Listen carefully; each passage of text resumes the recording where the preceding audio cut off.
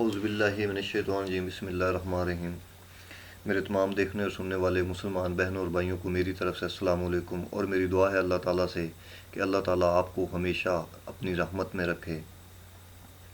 میرے مسلمان بھائیوں، آج ہم بات کریں گے وحدت الوجود اور وحدت الشہود۔ وحدت الوجود جو ہے اسے لکھا گیا حضرت ابن عربی نے لکھا ہے۔ وحدت الوجود کا مطلب ہے کہ وہی ایک اللہ تعالیٰ کی ذات ہے، اس کے علاوہ اور کچھ بھی نہیں ہے، اور وہی ہر جگہ میں حلول ہے یا وہی ہر جگہ میں موجود ہے۔ حلول ہونا کہ ہر جگہ میں موجود ہونا۔ اور جو شہود ہے اس میں یہ کہا گیا ہے کہ اللہ تعالیٰ کی ذات کا اپنا ایک علیحدہ وجود ہے، اور اس کی بنائی ہوئی تمام جو چیزیں ہیں اس کا ایک اپنا وجود ہے، اور وہ اس سے منسلک ہیں۔ باتیں تو دونوں ٹھیک ہیں۔ حلول کرنا، حلول کا مطلب ہے کہ موجود ہونا، اللہ کا موجود ہونا۔ اور شہود میں جو کہا گیا ہے کہ اللہ تعالیٰ کے ایک اپنا وجود ہے، اور باقی اس کی تمام بنائی ہوئی چیزوں کا ایک اپنا وجود ہے، یہ بھی حقیقت ہے۔ لیکن حقیقت یہ ہے کہ وحدت الوجود جو اللہ تعالیٰ کا صحیح حقیقی وجود ہے، جو حقیقت ہے، جو ہمیشہ رہنے والی ذات ہے، باقی تمام چیزیں اسی کی بنائی ہوئی ہیں۔ یہ وجود تو اس وجود کے ساتھ ہے نا، اگر وہ وجود نہ ہوتا تو پھر باقی کوئی بھی چیز وجود میں نہ آتی۔ اچھا، اس کے بعد ہم اب آگے چلتے ہیں۔ وحدت الوجود اور شہود، سالک اور مجذوب، اولیاء کرام کی یہ دو قسمیں ہیں، ایک سالک ہے اور ایک مجذوب ہے۔ اور جو سالک ہوتا ہے وہ شریعت کا پاسدار ہوتا ہے، پابند ہوتا ہے، اور جو مجذوب ہوتا ہے وہ شریعت سے باہر ہوتا ہے۔ اسی بات سے اب ہم آگے نکلتے ہیں، شریعت سے آگے چلتے ہیں ظاہر اور باطن۔ اللہ تعالیٰ قرآن مجید میں کہتا ہے کہ میں ظاہر بھی ہوں اور میں باطن بھی ہوں، میں دونوں حالتوں میں ہوں۔ ظاہر جہاں پہ وہ ہوتا ہے، مجذوبانہ جو حالت ہوتی ہے، جو مجذوبانہ فقیر ہوتے ہیں ان میں ان کی ظاہریت ہوتی ہے، کیسے ہوتی ہے یہ میں تفصیل بتاؤں گا۔ اور جو باطن ہے، باطن جو ہوتا ہے وہ ان میں سالک پائے جاتے ہیں، جو شریعت کے پابند ہوتے ہیں، جو شریعت کے پاسدار ہوتے ہیں، وہ باطن میں پائے جاتے ہیں۔ وہ کچھ بھی نہیں دیکھ سکتے، بظاہر وہ مجسمہ جو ہر چیز عام انسان دیکھتا ہے یہی دیکھ سکتا ہے، لیکن اللہ کی خبر اس کے پاس ہوتی ہے، اعلام اس کو ہوتا ہے۔ سالک کی یہ خصلت ہوتی ہے۔ اچھا، اس کے بعد ہم آگے چلے جاتے ہیں۔ اسی چیز میں چیز وہی ہے، جمالی اور جلالی۔ جمالی ٹھنڈا ہوتا ہے اور جمالی گرم ہوتا ہے۔ جلالی شریعت میں سالک کو کہا جاتا ہے، شریعت اس پہ آ جاتی ہے، اور جمالی شریعت میں آتا ہے، ٹھنڈا ہوتا ہے، اور جلالی حقیقت میں ہوتا ہے، وہ گرم ہوتا ہے۔ اچھا، شریعت اور آگے حقیقت آ گئی۔ جو شریعت ہے یہ ایک اللہ تعالیٰ کا حجاب ہے۔ شریعت اللہ تعالیٰ نے ایک پردہ بنایا ہے، یہ اللہ تعالیٰ کے ایک حجاب ہے، اس حجاب میں وہ چھپ کر بیٹھا ہوا ہے۔ اس کے بعد آ جاتی ہے حقیقت۔ حقیقت وہ خود اللہ تعالیٰ کی ذات ہے، اور وہی رہنے والی ہے، اور وہی اصل حقیقت ہے، باقی سب کچھ فنا ہے، ختم ہے۔ تو میرے مسلمان بھائیوں، حقیقت جو وحدت الوجود اور شہود کی ہے، یہ میں سالک اور مجذوب میں ہی بیان کر سکتا ہوں۔ اگر میں ساری اقسام میں بیان کروں تو بہت وقت لگ جائے گا، لیکن یہ میں ایک ایک کر کے بیان ضرور کروں گا۔ لیکن جو اصل دلائل ہیں وہ سالک اور مجذوب میں دے کے میں اس بات کو پورا کر دوں گا۔ تو چلتے ہیں سب سے پہلے سالک کی طرف۔ میرے مسلمان بھائیوں، سالک وہ ہے جو محنت کر کے، شریعت کا پابند ہو کر، نفلی عبادت، اللہ تعالیٰ قرآن مجید میں فرماتا ہے، حدیث میں آتا ہے، اللہ کے نبی نے فرمایا کہ کوئی بھی بندہ جب اپنے اللہ کو راضی کرنے میں، اس کو منانے میں، یا اس کی قربت حاصل کرنے میں لگ جاتا ہے تو وہ فرضی عبادت کرتا ہے، نفلی عبادت کرتا ہے، اور جب اس کے ذریعے وہ اپنے اللہ کا قرب حاصل کر لیتا ہے، اسے منا لیتا ہے، تو پھر اللہ تعالیٰ کہتا ہے کہ میں اس کا ہاتھ بن جاتا ہوں، میں اس پہ خوش ہو جاتا ہوں، میں اس کو اپنی پناہ بھی دیتا ہوں، اگر پھر وہ مجھ سے کوئی دعا مانگے تو میں اس کو پورا بھی کرتا ہوں۔ یہ سب سالکیت میں آ جاتا ہے۔ سالکیت میں یہ سب، کیونکہ وہ شریعت کی پاسداری ہے، قطرہ قطرہ جمع کر کے جاتا ہے۔ رب کو راضی کرنا، نبی کریم صلی اللہ علیہ وسلم کی ذات حدیث کے مطابق رب کو راضی کرنا۔ اب رب کو راضی کرنا، ویسے تو رب ہر بندے پہ راضی ہو سکتا ہے، جب بھی تم عبادت کرو گے، کچھ بھی کرو گے، وہ تو تم پہ راضی ہو جائے گا۔ سالک کا کام یہ ہے قطرہ قطرہ عبادت کرنی، نفلی عبادت کرنی، چلیے چلیے کرنے، ورد وظیفے کرنے، قطرہ قطرہ جمع کر کے وہ اپنے مالک کو مناتا ہے۔ اس کے بعد آ جاتا ہے مجذوب، اسی کے ساتھ مجذوب ہے۔ مجذوب کی کیفیت وہ ہے کہ جس کی کسی ادا پر اللہ تعالیٰ خود ہی راضی ہو جاتا ہے اور اس پہ فدا ہو جاتا ہے، وہ اسے پسند آ جاتا ہے، وہ ہوتا ہے مجذوب۔ یہ ذرا ساتھ ساتھ میں سمجھتے رہنا، میں ساتھ ساتھ میں اسی لیے سمجھا رہا ہوں دونوں چیزوں کو، سالک اور مجذوب کو۔ اچھا، اللہ تعالیٰ کی ذات کو راضی کرنا ہے نا، جب وہ راضی ہوگی، جب وہ خوش ہوگی، تو پھر وہ تمہیں پناہ بھی دے گی، تمہاری بات بھی مانے گی، اور تمہارا ہاتھ بھی بنے گی، تمہاری زبان، تمہاری آنکھ، ناک، کان سب بنے گا جب وہ تم پہ راضی ہوگا۔ تو جب مجذوب پہ پہلے سے ہی راضی ہے، مجذوب اس پہلے سے بھی راضی ہے، سالک جو ہوتا ہے وہ ذکر قلب اس کے پاس نہیں ہوتا، اور مجذوب جو ہوتا ہے، ان دونوں میں اصل فرق کیا ہے؟ مجذوب جو ہوتا ہے وہ ذکر قلب کا حامل ہوتا ہے، اس کے پاس اللہ تعالیٰ ذکر قلب اس کو عطا کرتا ہے، جس کا قرآن مجید میں اللہ تعالیٰ نے کہا ہے کہ قلب کے ساتھ کثرت سے ذکر کرو، اپنے قلب کے ساتھ کثرت سے ذکر کرو۔ مجذوب کو یہ کیفیت اللہ تعالیٰ کی طرف سے دی جاتی، تحفہ ملتا ہے، اور جب وہ اس کی کسی ادا پر خوش ہو کر اللہ تعالیٰ اس کو راضی ہو کر اس کو یہ تحفہ دیتا ہے، اور وہ ذکر قلب میں جاری ہو جاتا ہے۔ اچھا، سالک محنت کرتا رہتا ہے، اس کے پاس مخلوقات آئیں گی، اعلام ہوگا، جو بھی بات ہوگی اس کے کان میں نہ آ کے پتہ چل جائے گا، یا اندر سے اعلام آ جائے گا کہ یہ کام ہونا ہے، وہ کام ہونا ہے، یہ بات ہے، وہ بات ہے، وہ دیکھ کچھ نہیں سکتا۔ بظاہر جو خدا کی بنائی ہوئی ہر چیز ہے، جو خدا کے بنائے ہوئے مجسمے ہیں، جس طرح سے ہم عام انسان دیکھ رہے ہیں، یہی سب کچھ ہوتا ہے اس کے ساتھ، وہ کچھ اور کچھ نہیں دیکھ سکتا۔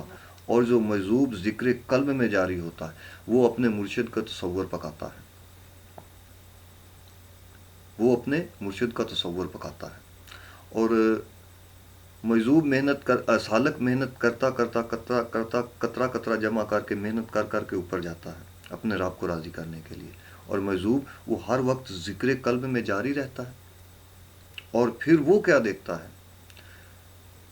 ذکر قلب میں جو جاری ہوتے ہیں، جو مجذوبانہ حالت میں ہوتے ہیں، وہ کیا دیکھتے ہیں؟ وہ مرشد کے تصور میں سے وہ رب کا موجود ہونا وہاں سے دیکھتے ہیں، کیونکہ یہ اللہ تعالیٰ کا فرمان ہے۔ اللہ تعالیٰ نے واضح فرمایا ہے کہ میں ظاہر بھی ہوں، قرآن میں فرمایا میں ظاہر بھی ہوں اور میں باطن میں بھی ہوں۔ باطن میں سالک بیٹھا ہے جسے کچھ نظر نہیں آ رہا، وہ صرف خبر رکھ سکتا ہے، اور ظاہر میں مجذوب بیٹھا ہے جس کی صرف حسرت ہی رب کو دیکھنا ہوتی ہے، اس کے علاوہ اور اس کی کوئی حسرت نہیں ہوتی۔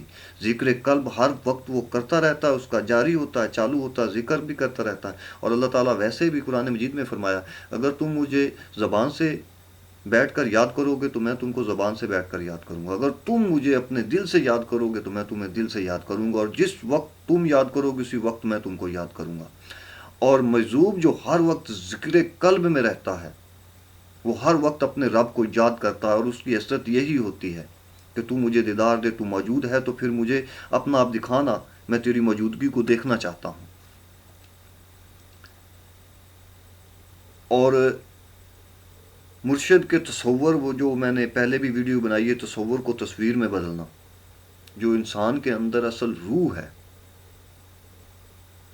اگر وہ نکال کے جب باہر رکھ دی جائے گی تو وہ چہرہ، یہ سب کچھ وہی ہوگا، صرف اس کے اندر نور ہوگا۔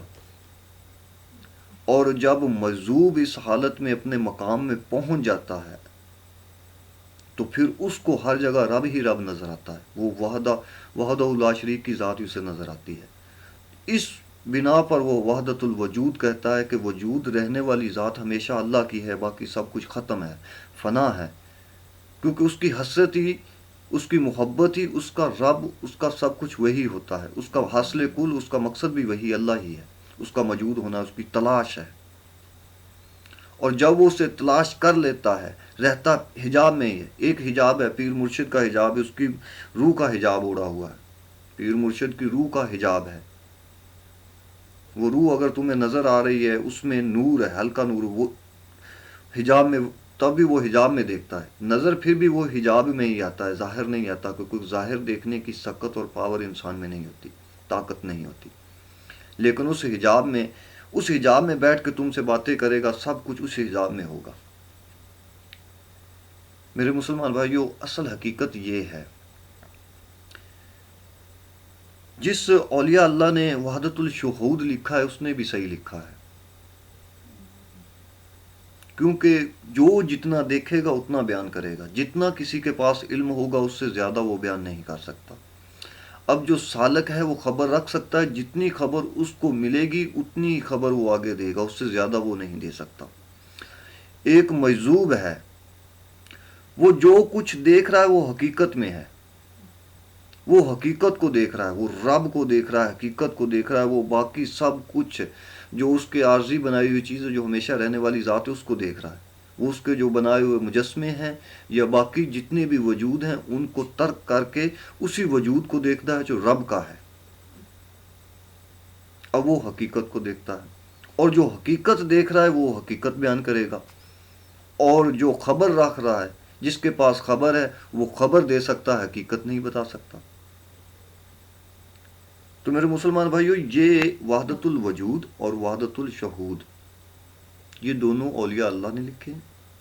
وحدت الوجود حضرت ابن عربی نے لکھا ہے، اور وحدت الشہود یہ بھی اس کا نام مجھے نہیں آ رہا، وہ بھی ولی اللہ ہے، اس نے لکھا ہے۔ اس میں کوئی مسئلہ نہیں ہے، حقیقت، شریعت اور حقیقت کی ساری یہ بات لکھی ہوئی ہے۔ اس میں یہ حجابات ہیں، یہ پردے ہیں، اور شریعت جو ہے وہی اللہ تعالیٰ کا اصل حجاب ہے، وہی اللہ تعالیٰ کا اصل پردہ ہے، اسی میں وہ چھپ کر بیٹھا ہے۔ اور مجذوبانہ حالت اس لیے ہے کہ اللہ خود اس بندے پہ خوش ہو جاتا ہے، اور جس سے خود اللہ چاہے اگر وہ دیدار دے تو پھر اسے وہ دیکھنے کی سکت بھی دے سکتا ہے، دیکھنے کی طاقت بھی دے سکتا ہے، اور جسے وہ دیکھنے کی سکت اور جسے وہ دیکھنے کی طاقت دے دے اور اس کی نظر کا پردہ ہٹا دے تو ہر وقت، ہر جگہ، ہر چیز میں اسے وہی نظر آئے گا۔ جو حقیقت کا وجود ہے اس کو دیکھے گا، باقی جو وجود ہیں وہ اس کو ختم کر دے گا، جو عارضی وجود ہیں، جو اس کے بنانے کی وجہ سے بنے، جو اس نے بنائے ہیں، جو کچھ بھی ہے۔ اصل حقیقت اس کی یہ ہے۔ تو اس کے بعد ایک بات اور ہے جو میں کرتا چلوں آخر پہ، کہ اللہ کے جتنے بھی نبی آئے ہیں وہ سب سالک تھے، مجذوب نہیں تھے۔ اللہ کے جتنے پیغمبر آئے ہیں، اللہ کے جتنے نبی آئے ہیں، پیغمبر 1,24,000 کم و بیش پیغمبر آئے ہیں، 8 مرسل ہیں جن کا کلمہ چلا ہے، 4 نبی ہیں جن پہ کتابیں اتری ہیں، وہ سب سالک تھے، وہ سب شریعت کے پابند تھے، وہ سب شریعت کے پاسدار تھے۔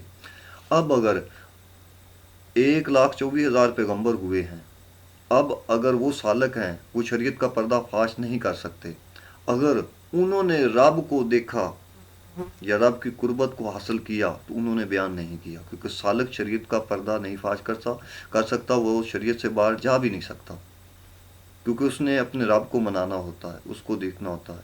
اگر وہ شریعت کا پردہ فاش کرتا ہے، شریعت سے باہر جاتا ہے، تو اس کا رب اس سے ناراض بھی ہو سکتا ہے، کیونکہ تو اسے منا رہا ہے، تو اس کی طرف جا رہا ہے، اس کا دھیان تیری طرف نہیں ہے۔ اور جس پہ وہ خود خوش ہو جاتا ہے، جو مجذوب ہے، جس پہ وہ خود خوش ہو جاتا ہے، جو مجذوب ہے، وہ تو مشوق اس کا ہو گیا۔ پھر اگر وہ دیدار بھی مانگے تو دے گا۔ وہ ظاہر اور باطن والی قرآن مجید میں اللہ نے کہا کہ میں ظاہر بھی ہوں اور میں باطن بھی ہوں۔ یہ فتوے، یہ فرقہ واریت، یہ سب کیا ہے؟ حقیقت یہی ہے، یہ دونوں چیزیں ٹھیک، اس میں غلط کچھ بھی نہیں ہے۔ اور انشاءاللہ تعالیٰ کل میں ظاہر اور باطن پہ بات کروں گا اور مزید کرتا رہوں گا، اور میری دعا ہے اللہ تعالیٰ سے کہ ہم سب کو حق کے ساتھ کھڑا ہونے کی توفیق دے اور حق کے ساتھ چلنے کی توفیق دے۔ اور میرے مسلمان بھائیوں، حقیقت بات یہی ہے کہ حقیقی رستہ اولیاء اللہ والا ہے، اس کے بعد علاوہ باقی تمام جو رستے ہیں وہ سب تمہیں باطل میں دھکیلیں گے۔ میری دعا ہے اللہ تعالیٰ ہم سب کو اس پہ عمل کرنے کی توفیق دے، آمین۔